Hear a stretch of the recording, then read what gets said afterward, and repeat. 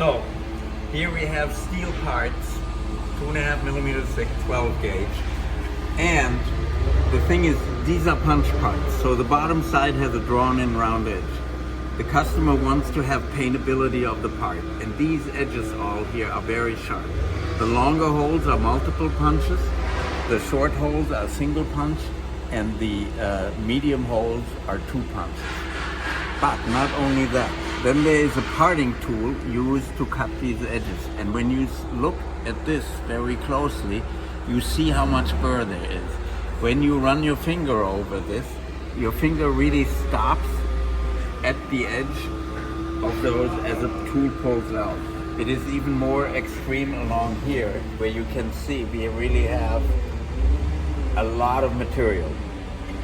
So on this combination machine, we have an 80 grit on the first station on the white belt unit, and we set that to a medium pressure. When this part comes out, it won't be hot, you can still touch it, but it will be clearly warm. You need to give it some pressure. We are going to run at 60% belt speed. On our machines, you can always control your belt speed, and this way we can control how much material we remove and also what the temperature of the part is going to be. So over the parts prior, we tested this and we've come to that 60% at the pressure we have it sitting at is a good speed. You may want to use a ceramic on this material because it'll last you longer for removing this burr. We are using quite a bit of that. Then we are going to do 2 passes for the cross belt to get more edge rounding in those significantly small holes. And we have some samples where we just ran 1 pass, so if that's good enough for you, you can be the judge of it. This part we are going to run twice, this time slightly different angle with a second pass on the cross belt. On the cross belts we're not going to go super fast, we're going to go 70% because we are thinking that it will penetrate into the holes a little bit better. The outside edge, especially this 2 passes on the cross belt, is not a problem. We are going to go fairly small. This is about 3-4 feet a minute. For a white belt unit, that is not very fast. So, everything else is set. We're just going to turn this on. I have the e-stop in the back. There you go. That's how I turned it off.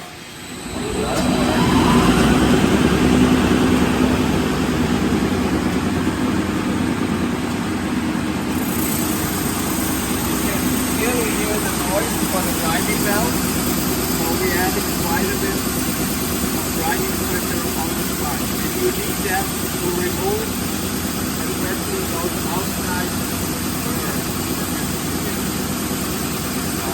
you need to give that quite a bit of driving time and driving pressure.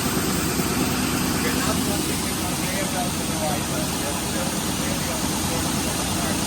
We are probably giving it about 8 to 12,000 pressure more than we used before.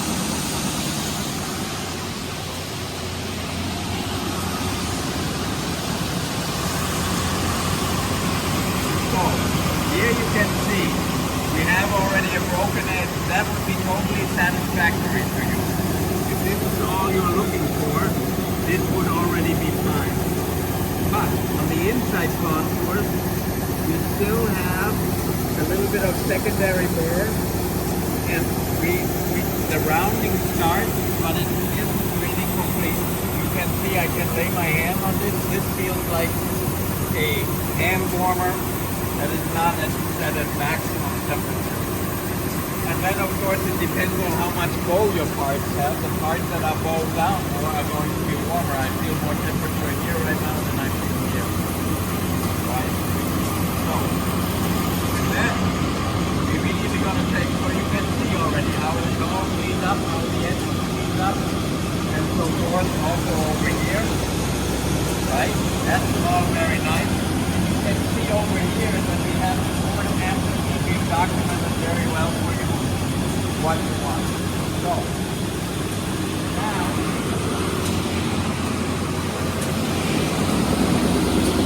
we are going to run the part like this, but we are going to run it with the white belt on.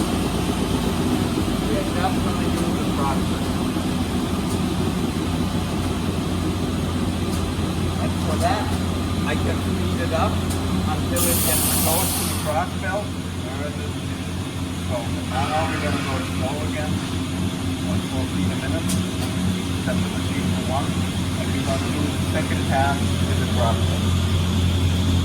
That's how we're going to run those parts in order to have real good paintability where you don't have any paint chipping, and you will have no. Ultimately, I encourage you to take your original parts and hang them in the salt spray test, and at the same time do painting on these parts and hang them as a control in the same salt spray test and see what the difference is. And I think you will see it as significant.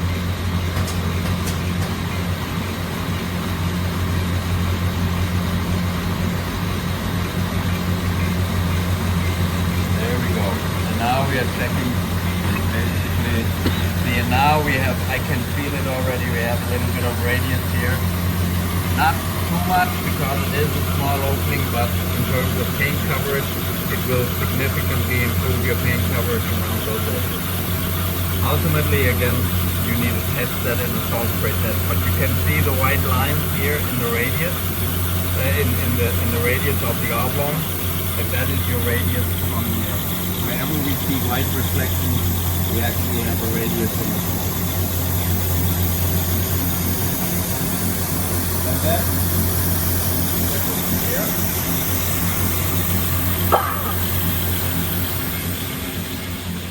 On all the parts that we ran for you, we gave you the number of the sample that we ran and exactly what we did and the progression of the part. And we are going to write the same thing on this part for you, which is going to be done pretty much exactly like sample number 4. And you can compare the two of them for consistency.